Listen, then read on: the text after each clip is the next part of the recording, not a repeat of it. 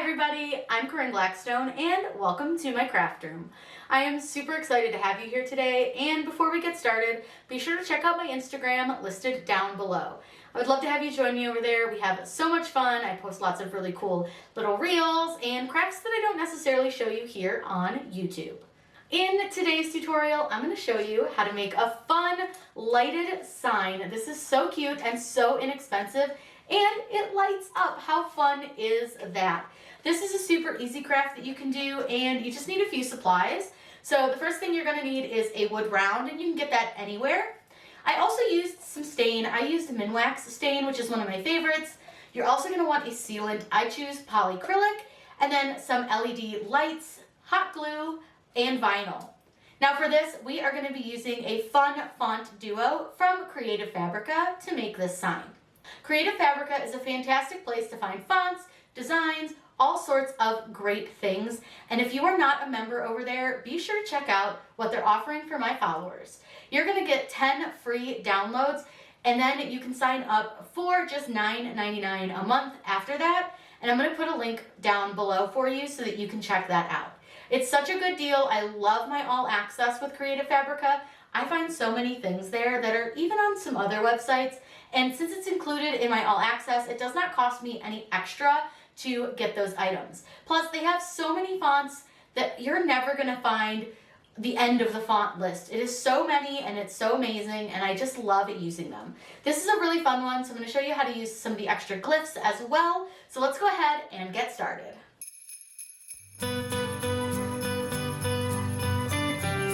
One of many great things that I love about Creative Fabrica and their membership is that they have a ton of fonts too. And they're all included in that all access membership. So this one is actually an item that is only on Creative Fabrica. So that's also really cool, is they do have some exclusive items. So I'm going to use this Pink Vibes font. I just think it's cute, fun, and I think it'll work really well for the design that we're going to do. So all I'm going to do is super easy. Is all you have to do is choose download, and it will open up a folder and ask you where you want to download this. So I have my fonts fairly organized. So I go to my desktop, and then I keep them all in my Cricut folder, but then I have a folder just called fonts. And then all I do from here is I just click save. Now for mine, it brings up my saved folder down here, so where I downloaded it, and I'm going to open that folder.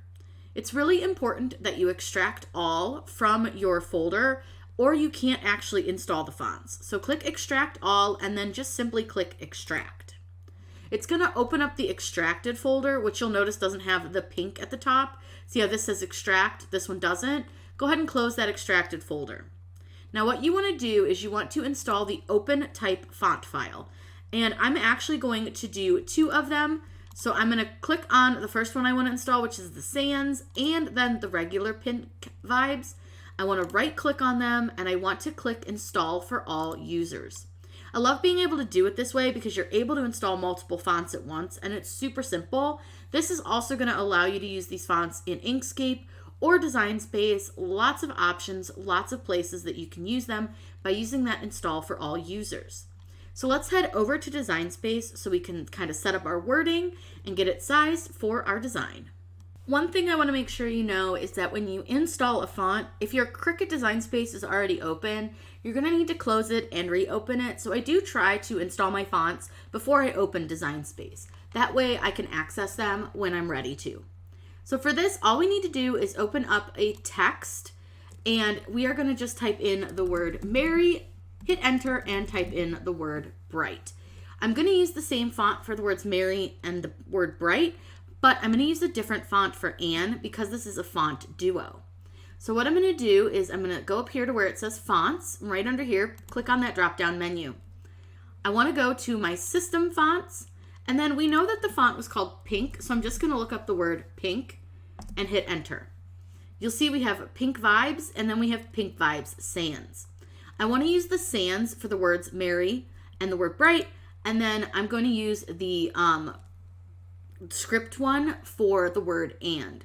So what I'm going to do is open up another text box, and I'm just going to type in the word and. I'm going to move this over a little bit so that you can see it, and then I'm going to choose that Pink Vibes, this one, the kind of script font, and that's going to make our and. Now what's cool about this font is we have extra glyphs. So you can type in brackets and you can get little hearts. But if you're unsure what you need to type in to get the extra little swirls on the ends, I'm going to show you the program that I use to work with this. I use a project called MainType from HiLogic. And what's great about this is it's able to access all those additional fonts. So I'm going to go ahead and scroll all the way down. These are all alphabetical and these are all the fonts that I have. Now these are only fonts on your computer. These are not going to be fonts that you have in Cricut Design Space. So I found my pink vibes, and what I'm going to do is over here on this side is where you're going to find all of your different glyphs that you can use. So what you can do is you can click on them and you'll see kind of what they look like. So for example, here's two hearts connected. There is this little like swirl over here. There is this swirl. So there's a couple different options. There's a little heart swirl. So you kind of just scroll through and see what you have available to you. Now some fonts will have more than others, so it just sort of depends on the font. This one really just has kind of these little brackets.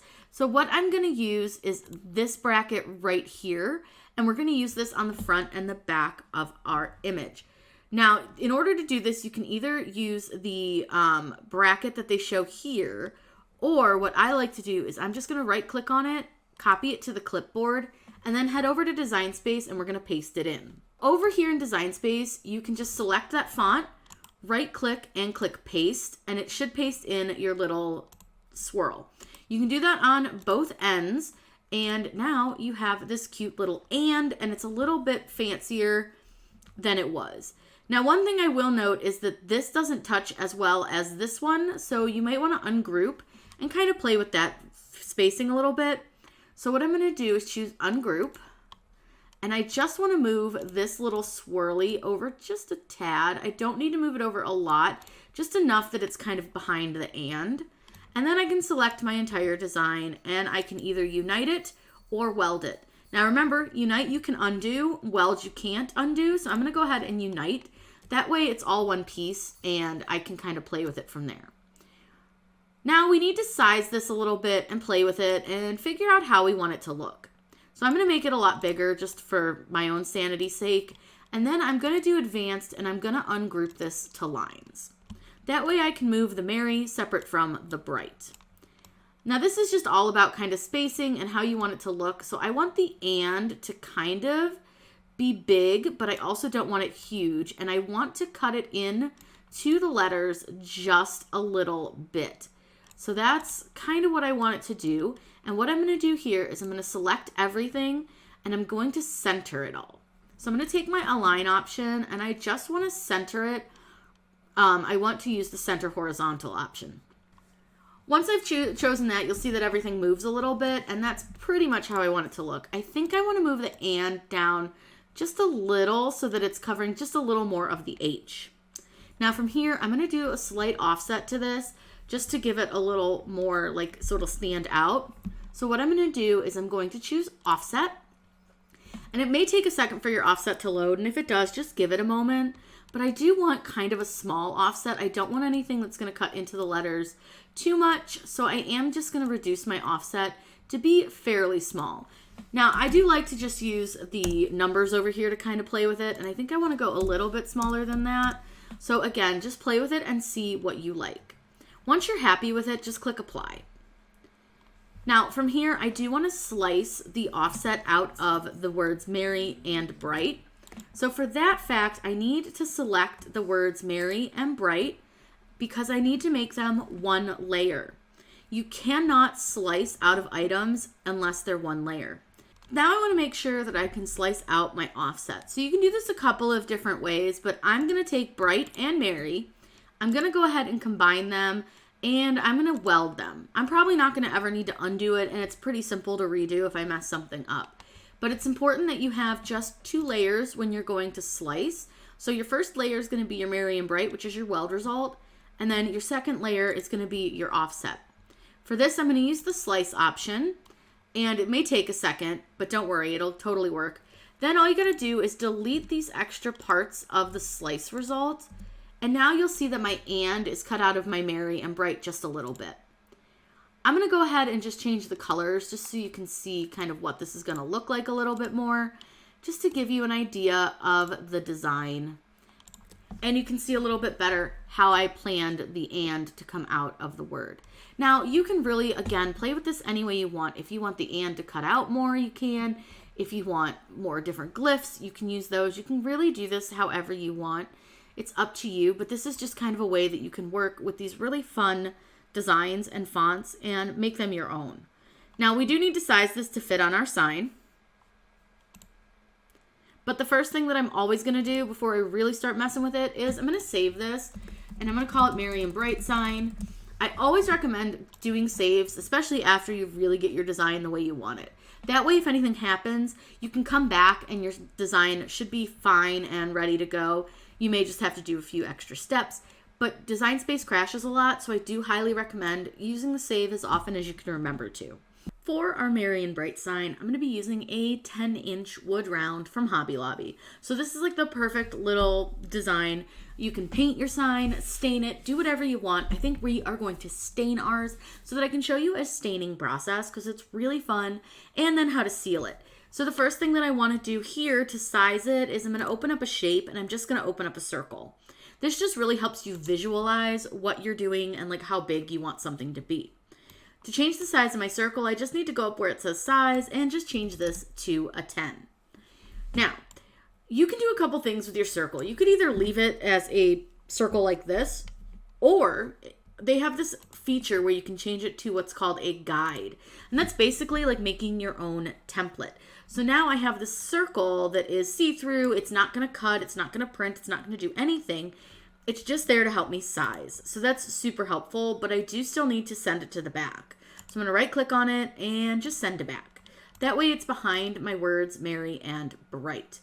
Now, I totally didn't mean to do that, so let me click undo because I don't want to get them misaligned, just so I can make sure that I have all of our items just so they're easier to, size correctly. So what I'm going to do is grab both of these items on my layers panel, and I'm just going to group them really quick so that when I grab one piece, it grabs the whole thing. Now, I do want to make sure to leave a little bit of room around the edges so that I can fit my lights, because we're going to have some lights going around the outside. I think that looks like a pretty decent size for a 10-inch round, keeping in mind that this is going to be like a dark brown, and then we're going to have the Merry and Bright in vinyl, and then we're going to do some lights around it.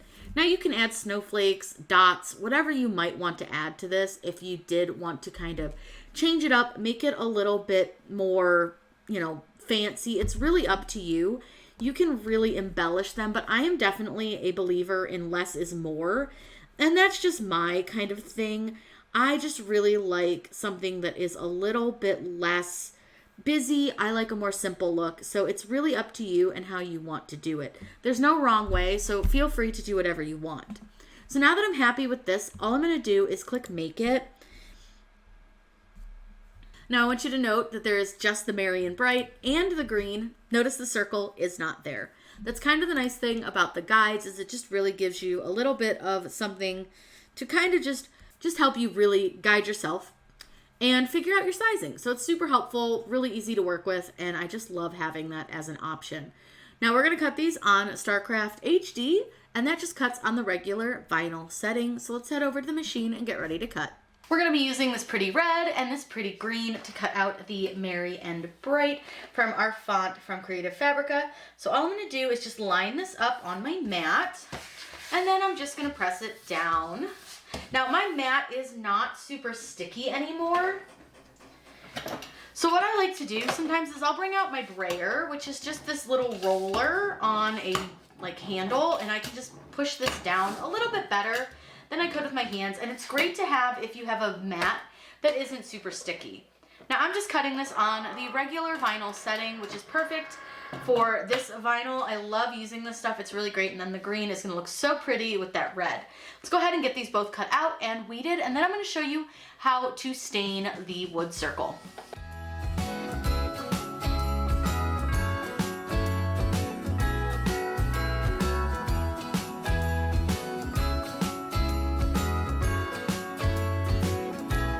Jingle bells ringing in my ear.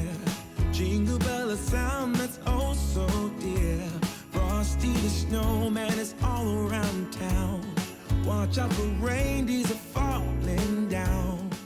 I have my wood round from Hobby Lobby, and I'm using this well-loved Minwax wood finish. This is Provincial. And what we're gonna do, I'm gonna first open it. I did shake it a little bit earlier just to get it kind of mixed around. And now I'm just gonna get it open. And this one is almost empty. This is probably my favorite stain color that I like to use. So I've definitely used this one a lot. So you wanna make sure to get this open. It's not always easy.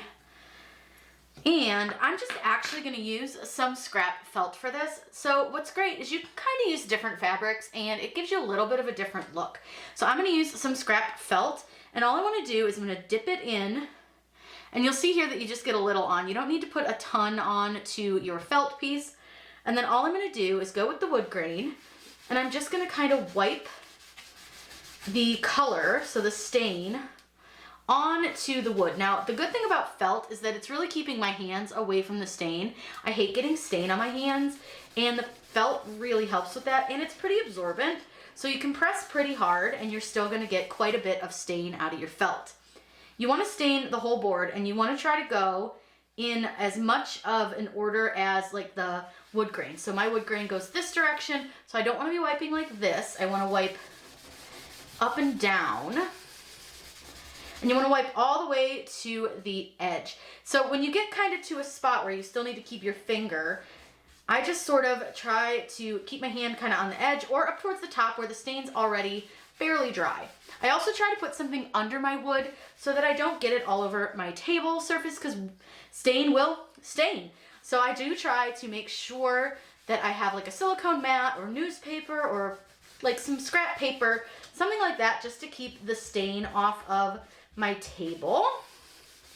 And I think that looks really pretty, but you can always add additional stain if you want to. If you want to put a little bit darker, you can definitely put a little bit more stain on it. So you'll see here that if I add just a little bit more, how it darkens it a little bit. And you can put several layers of stain if you wish to. It's up to you and for the color that you're going for. I love how these cheap wood rounds come out with the stain. They look so high end, and the stain is super inexpensive and goes a really long way. So now that I've got my wood stained, I do need to let this dry, and I typically will allow this to dry for about 4 hours, and then we'll come back and we're gonna seal our stain with some polyacrylic. That way we're able to place our vinyl on to our sign, because you can't just place it directly onto the stain. It's not really good for it. It's better to make sure that you seal it. So let's go ahead and let this dry, and then we'll come back and apply the polyacrylic, and then we can put the lights and the words on it, and it's gonna be so cute. We're ready to place the polyacrylic on. So this is what I use. It's Minwax polyacrylic. I prefer clear gloss. You can use whatever kind you want, but I like to put mine in a little squeezy bottle. I actually use this mostly for ornaments, but I did find that putting it in the squeeze bottle made it really easy when I was coating something as well, because I wasn't having to dip the brush into the container. I wasn't having to like worry about getting any kind of dirt into the polyacrylic. Now this is a little clogged with like some clear, like dried stuff, so I'm just sort of making a big mess around my sign. But really all you want to do is just put some polyacrylic on and then wipe it on. And you want to make sure that you cover the entire design. And I'll put another coat on even before this one dries, just because this isn't very much. And it is soaking into the wood. And that's what it'll do. It'll soak in some, but I am going to clean the tip of the little squeeze bottle off, because that's why it wasn't coming out very well. There's just some like dried on goop in there. So once I get that off, we should have a much better coverage now. So like I said, I just kind of squirt it around. Like I said, it just makes it easier. You're not having to dip your brush in. You're not having to really worry about that too much. And then I just want to put a really good coat on. And I want to make sure I get all the way all over it. And again, I keep that silicone mat under here just to keep my table from getting any polyacrylic on it, because you will not be able to clean this off. Now it is sticky and wet, so that's kind of something to think about when doing this. You are going to have kind of a sticky, wet mess, but it's fine, totally normal, nothing to worry about. But you will probably get it on your hands. This is safe, it's fine. And then you just want to make sure you kind of get everything really even. So you want to make sure you don't have any like big globs of it. And once you're satisfied and you've covered everywhere, you just kind of make a little quick look around. That looks good. We're gonna let this again dry. I usually go 4 hours. This will probably dry for a little bit longer because I have some other things to do. And then we can apply the vinyl and get ready to glue on our lights. Now that we have our dried wood round, we're gonna take some transfer tape, and this is medium tack from 143 Vinyl. I will link it down below. I'm just gonna pull some of it off the roll here. This is a great project because you really don't need a ton. You just need enough for Merry and Bright, and then you should be able to fit the "and" on there as soon, like you can reuse transfer tape. I do it all the time. I prefer to reuse it because then you're just not wasting as much. And not that transfer tape's expensive or anything, it's just better. You just don't have to waste as much. So I'm gonna go ahead and roll that up. And what we wanna do is I'm gonna take a squeegee, and I burnish from the back. That's just my preferred method. So I'm just gonna burnish from the back, and then I'm gonna remove the backing paper from the vinyl. And look at how easy that is. Now we do have one that just doesn't want to, there we go. The Y just was a little bit stuck on there. So now I'm gonna get my wood round, and you can kind of play with it and figure out like which way you want it to be, depending on like the wood grain, if you want it a certain way. I think that looks pretty good. So what I'm gonna do is figure out where I want Merry and Bright to sit. It needs to go down just a little. That looks like a good spot for it. So now I want to take my squeegee, and I'm going to burnish this down, and I want to burnish this pretty well. And we do have this little piece right here, so you want to make sure that you really burnish on that piece as well.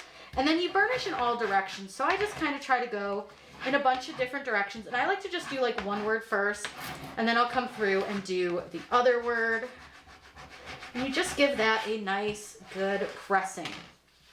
Then when removing your transfer tape, I start, pick whatever corner, it doesn't matter, and you want to roll it off of it, and you want to do it at a really sharp angle. So as you see, I'm just rolling it off, and you see how nicely this is staying on? Look at that. Now we're getting right to our tiny piece, so just want to make sure that stays on. Not the end of the world if it doesn't, but I prefer that it did.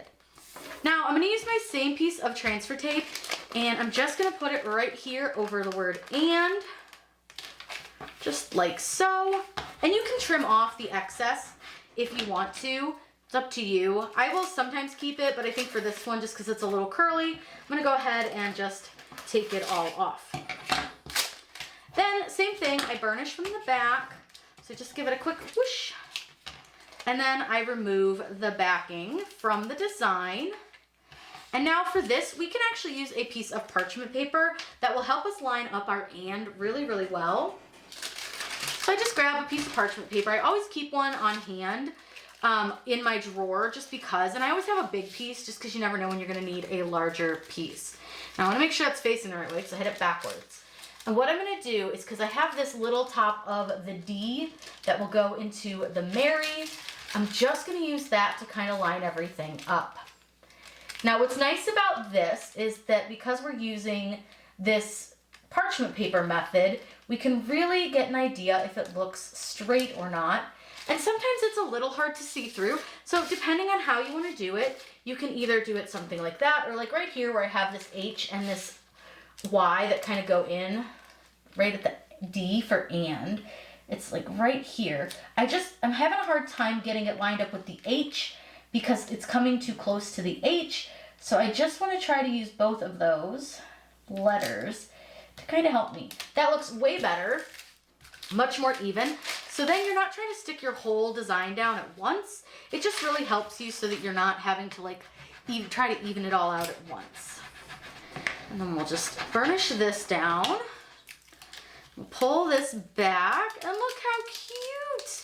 So stinking cute. It's cute just like this, but we're gonna up the ante a little bit by adding this really fun little 10-pack of LED lights.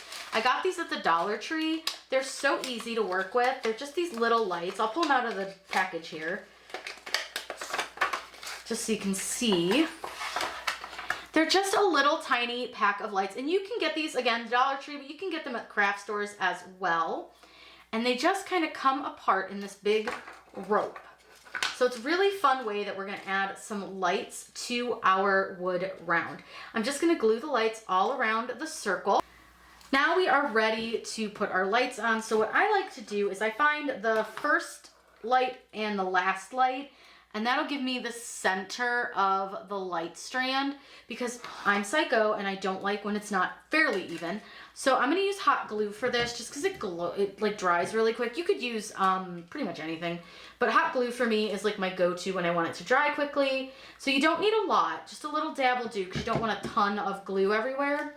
And then I'm just gonna glue the center of my strand down.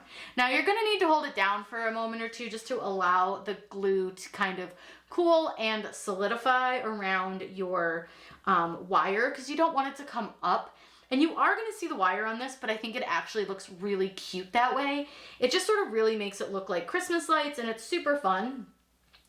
And because I like to make sure that I get as many lights on here as I can since we only have 10 to work with, I'm gonna try to kind of glue them relatively evenly, but I don't want them like all in a perfect circle around the outside. So I'm gonna kind of glue some a little closer, glue some a little further away. I just wanna make sure that's dry. So let's start with this side. So I think the first one will kind of glue like down here. So again, I'm just gonna use a really small dot of glue. I don't wanna use a ton, just a nice small dot will do ya. And then I'm just gonna place the light right onto that dot of glue and hold it down. Now, this is really easy to explain, so you guys don't need to watch me do this whole thing. So I'm gonna go ahead and glue these down all around our sign. I'm gonna get the little screwdriver I need to get the battery pack open. I'll show you how to glue the battery pack on the back as well, and then we're gonna light this up and see how cute it is. He climbs down the chimney at the speed of light while we're dancing around the Christmas tree, hugging and kissing, just you and me. Carolers are singing. So now that I've checked they work and the batteries are in, I don't like to put the screw back in. We don't have kids, so I'm not super worried about like anybody getting into the battery door. It's fine. I can just put a little piece of tape on it if I want the battery door to stay closed. And all I want to do is I'm just going to put a bunch of hot glue, although I turned this off while I was getting batteries, so I don't know how hot the glue is, but it looks like it's coming out okay. So that looks good. I'm just going to slap this on the back. And then this little extra piece, it's wire, so it'll literally just kind of tuck up and nobody will see it. But I'm gonna press this down a little bit. I'm gonna let this fully dry for just a minute or two, and then I'll show you what it looks like all lit up. I'll turn the lights off so you can really get a good look at it.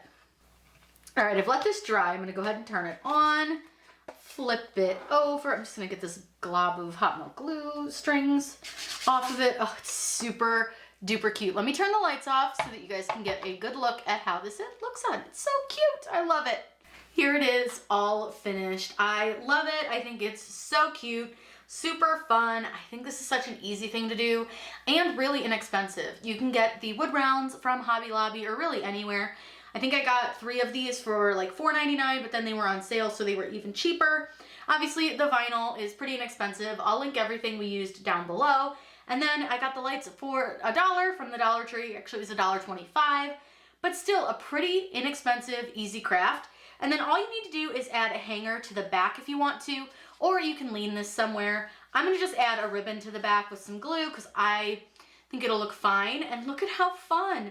And you can easily turn these on and off just by reaching behind it, and you can just turn them on and off. This was so fun to make, so easy. If you guys have any questions about this or any other crafts, by all means, let me know in those comments down below. I want to wish you and yours a very merry holiday season. I hope you are having so much fun crafting, having fun with your family, and just enjoying some nice holiday cheer. Have a wonderful day, and as always, happy crafting! Songs we all heard.